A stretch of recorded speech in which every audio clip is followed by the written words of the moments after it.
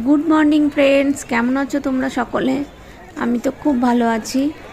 আশা করছি তোমরাও সকলে ভালো আছো।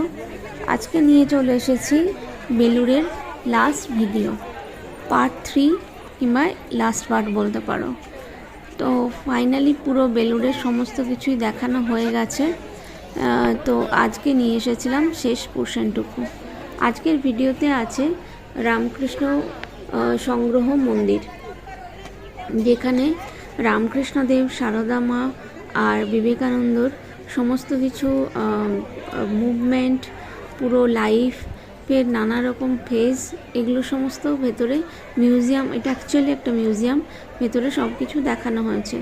এবং এটা ভেতরে যাওয়ার জন্য টিকিট কেটে ভেতরে ঢুকতে হয়।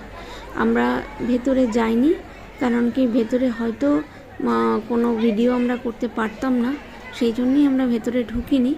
আমরা বাইরেটা পুরোটা ঘুরেছিলাম। যারা ভেতরে যাবে তারা আরও সুন্দর করে দেখতে পাবে, কারণ কি আগে আমরা অলরেডি অনেক দিন আগে যখন আমরা বেলুড় গেছিলাম তখন ভেতরটা দেখেছি। তো টিকিট কেটে ভেতরে ঢুকতে হয়, কিন্তু এইবার আমরা যেহেতু একবার ভেতরটা আমাদের আগে দেখা আছে, তাই জন্য আর আগে ঢুকিনি আর ভিডিও করতে পারতাম না। আমরা ভিডিও করার জন্য আমরা বাইরেটা দেখছিলাম। আর এটা এই বড় সংগ্রহ মন্দিরটি 2001 সালে এখানে ওপেন করা হয়েছিল। এর আগে এটা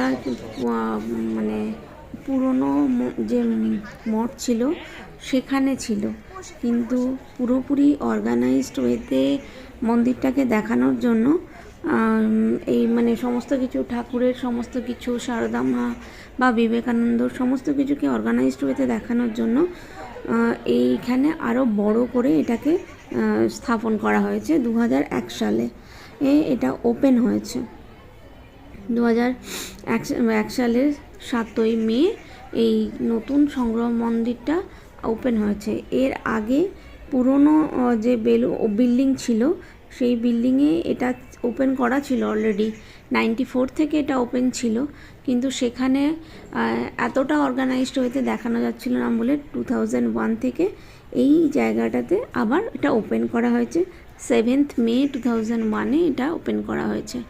ভেতরে খুব সুন্দরভাবে পুরো জীবনী তুলে ধরা হয়েছে। প্রায় রামকৃষ্ণদেব, সারদা মা, বিবেকানন্দ, সবার, সিস্টার নিবেদিতা সবাই আছেন।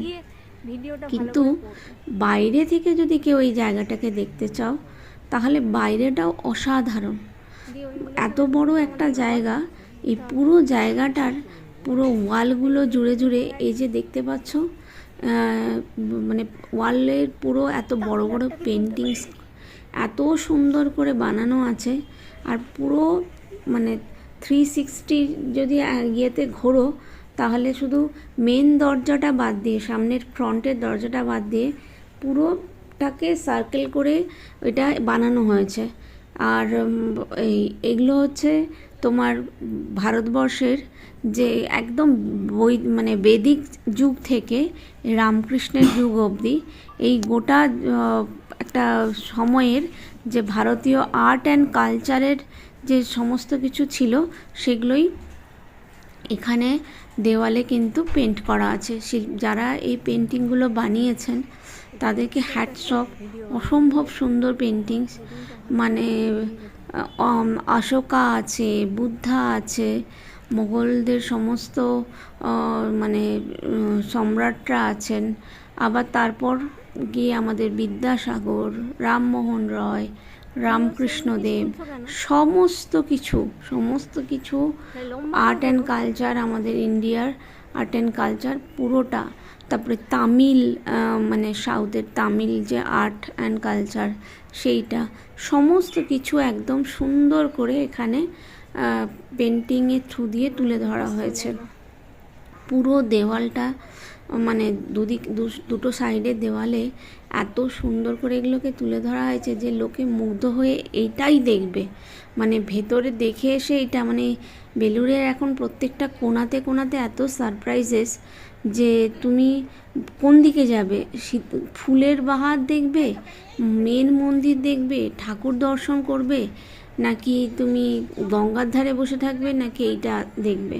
মানে সব দিক থেকে এত সুন্দর করে সাজানো, প্রত্যেকটা পার্ট এত সুন্দর সাজানো যে কেউ যদি বেলুড় বেড়াতে যায় তার অন্ততপক্ষে পুরো জায়গাটা ভালো করে ঘুরতে মানে 3 থেকে 4 ঘন্টা তো লাগবেই, সব জায়গাটাকে উপভোগ করতে যদি হয়। তো এটা আমরা তো ভীষণ এনজয় করেছি এই জায়গাগুলো। তো একটা লাস্ট একটা মানে ডিসক্লেমার দিয়েই দিই যে যদি আমার এই ইনফরমেশনের মধ্যে কোথাও কোনো গণ্ডগোল থাকে প্লিজ কারেক্ট করে দেবেন, কারণ আমি তো মানে আমি তো মানুষ মাত্রেই ভুল হয়। তো যদি কোথাও কোনো ভুল হয়ে গিয়ে থাকে তাহলে প্লিজ সেটা কারেক্ট করে দেবেন। আমি যতটুকু ইনফরমেশন পেয়েছি আমি ততটুকুই এখানে দিলাম। আমার মানে আমার কাছে ভিডিওর উদ্দেশ্য হচ্ছে মানুষকে একটা একটা করে জায়গা যা দেখানো যেখানে তারা কিছুটা টাইম স্পেন্ড করার জন্য যেতে পারে। তো সেই জন্যই আমি এই ভিডিওগুলো তুলে ধরার চেষ্টা করি। তো যদি কোথাও কোনো গণ্ডগোল হয়ে গিয়ে থাকে তাহলে প্লিজ মানে ক্ষমা করে দেবেন এবং ভুলটা কারেকশন করে দেবেন। তো যদি ভিডিওটা ভালো লাগে তাহলে একটা লাইক, একটা কমেন্ট এবং ভিডিওটাকে শেয়ার করবেন।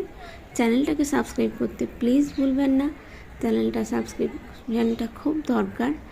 আর বাকি ভিডিওটা আপনারা এনজয় করুন, ভালো থাকবেন, সুস্থ থাকবেন। দেখা হচ্ছে নতুন একটা ভিডিওতে।